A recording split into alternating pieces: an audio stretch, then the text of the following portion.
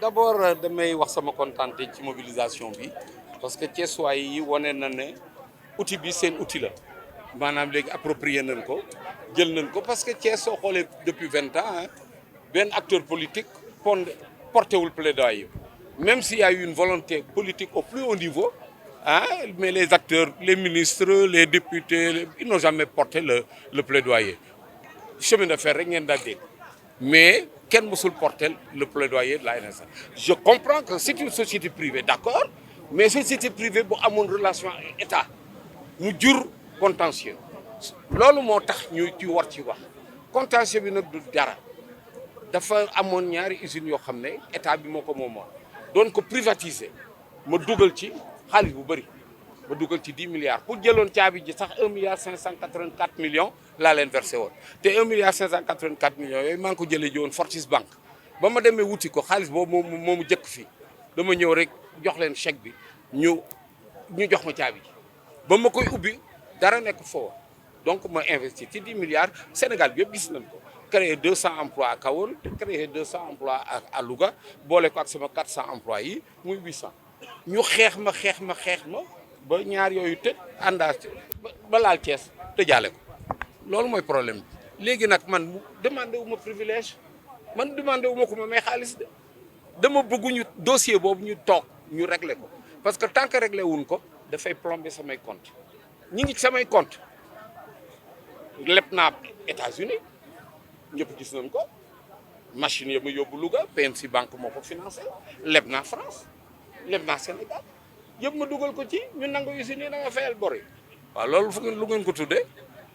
man trahison d'état laa ko tuddee donc loolu nag laa bëgg nguur bi toog régler ko comme dañuy jubbanti voilà un cas pratique bu ñu teg ci table bi loolu nag suñ ko réglé man jël na engagement créer leen 1000 emplois entre FTT NSTS et Comaset la confection du dara ci lu gaaw nag parce que potentiel baa ngi fi maire gis na lépp gis na potentiel gis na liy nelaw ak liy liggéey l'usine tourne en sous-capacité et aujourd'hui avec sous-capacité il y a eu 200 personnes qui travaillent pour arriver à 1000 c'est très simple waxtaan nañ ci dina ñëw am naa yaakaar xam nga lu tax ma am ci yaakaar dafa am loo xam ne lépp li ñuy bugg def gis nañ am na NSTS soo ne transformation matière première locale nos produits agricoles capacité 4000 tonnes mi ngi fi man mën naa transformer 4000 tonnes de coton FTT su tourné 3 équipes rek transformer 4000 tonnes capacité baa ngi fii donc loolu ma nga fa ñu ne consommer local man maa ngi liggéey lii yëpp ma sol maa ko ñëw tissu bi nag léegi man su ma defaree tissage mën naa ko defaral sama bopp donc loolu da nga koy retrouver foofu souveraineté ma nga NSTS suñu wax souveraineté économique c'est un bel exemple man am na loo xam ne su ma commencé tisser li ñuy tuddee Malikaan dootul dugg ñëpp xam nañ ko Malikaan dootul dugg Sénégal te ay conteneurs ñooy ñëw par mois mën ngeen ko seet on consomme minimum 10 millions de mètres par mois ci Malikaan Sénégal bi loolu mën naa ko liggéey fii donc li ñuy wut yëpp am na Thiès transformation matière première souveraineté création d'emploi consommer local maa ngi nii cas pratique la donc moo tax ma yaakaar ne autorité yi dinañ ma ñëw wax ak ma. waaw ci ajuma ji dañu ma jox prix ràññee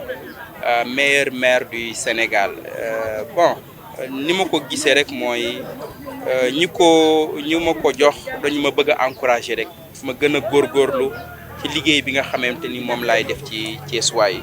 message boobu laa ci retenir et gën a takku rek ndax Thiès jaral na ma lu nekk def naa benn visite ci lu mat une semaine ci ginnaaw dem ci entreprise NSDS dem seeti le PDG Ibrahima Macodou Fall ubbil ma bunt yëpp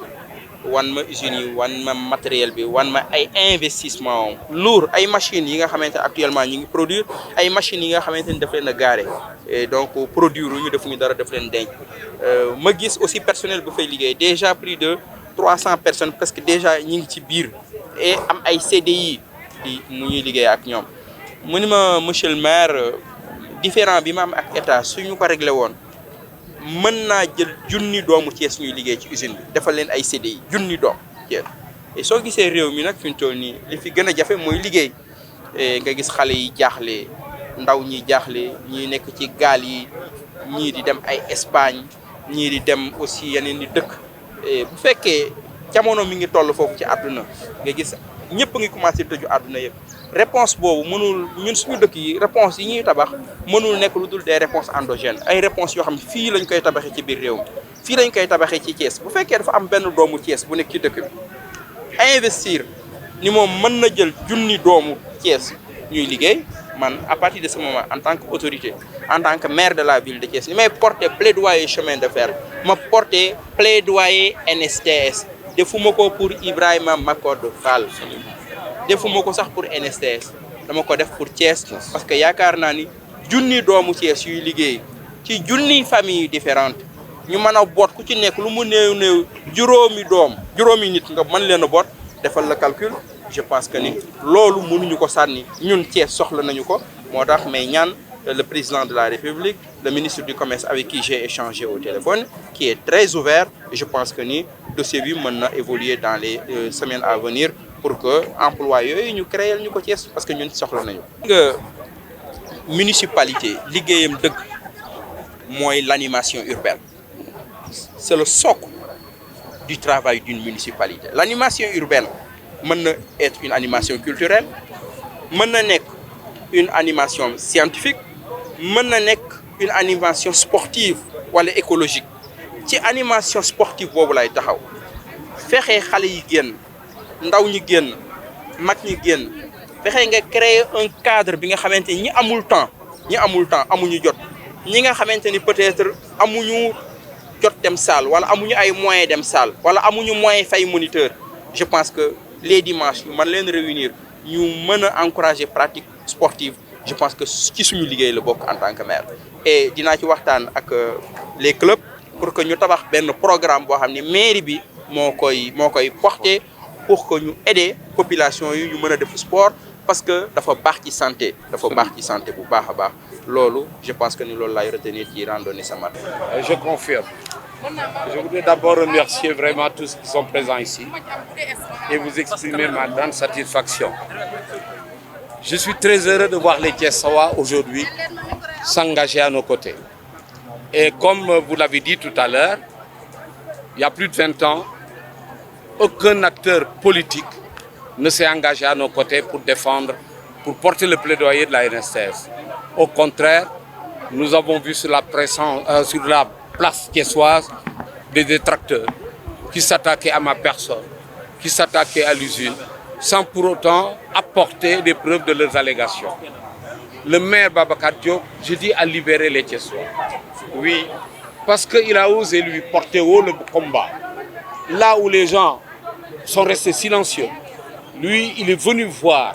l'outil. Il est venu voir la capacité qui est en sommeil. Il est venu voir le potentiel de création d'emplois. Mais il m'a posé la question, mais M. Fall, pourquoi cet outil ne peut pas tourner en pleine capacité?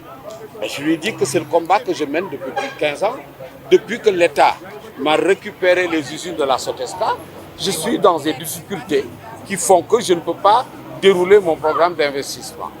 Et pour que je puisse dérouler mon programme d'investissement, il faudrait que le contentieux soit réglé. Et ça ne date pas d'aujourd'hui. Le contentieux date de longtemps. Et le pouvoir sortant sait de quoi je parle. Les projets de protocole sont là. Les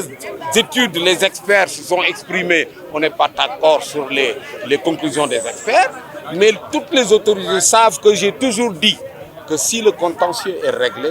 je crée 1000 emplois sur ce site. D'ailleurs, la dernière lettre que j'avais adressée au président Macky Sall, c'était 1150 emplois. Et je suis prêt à publier cette lettre-là pour que tous les Sénégalais sachent que cette conditionnalité ne date pas d'aujourd'hui, ça date de longtemps parce que ça me permet d'une part de finaliser mon programme de restructuration financière parce qu'on m'a pris les actifs et on m'a laissé les dettes. Donc je ne peux pas aujourd'hui nettoyer mes bilans. Il faut qu'on se voit avec l'État, qu'on mette carte sur table, les dossiers en place et qu'on assainisse nos comptes. Voilà, c'est ça le contentieux. Et moi, je m'engage pleinement devant l'ensemble des citoyens de la ville de Thiès et devant les Sénégalais, j'ai la capacité, j'ai les moyens de créer 1000 emplois à travers 3 sociétés qui sont installées sur le site de Thiès. La FTT, qui est la filature, qui a une capacité de 4000 tonnes par an. D'ailleurs, de 2015 à maintenant, on a doublé la capacité. Il y a 2 nouvelles machines qui sont là-bas, opérationnelles. Il y en a une même qui n'est pas encore montée. Donc, cette capacité, si elle tourne en 3x8, c'est-à-dire 4 équipes actives en 3x8, nous créons là-bas 200 emplois. C'est des investissements qui figurent dans nos bilans, certifiés, 10 milliards, certifiés dans nos comptes financiers. Avez-vous senti la volonté politique des nouvelles autorités? J'ai saisi les nouvelles autorités, j'ai rencontré le ministre de l'Industrie, j'ai saisi le Premier ministre et j'attends le retour. Je les ai invités à venir voir concrètement et j'ai même invité le ministre de l'Industrie à tenir une séance de travail dans l'usine. Il ne s'agit pas de visite, mais de séance de travail pour qu'on voit les contraintes, les blocages et qu'on trouve des solutions. Et les solutions existent.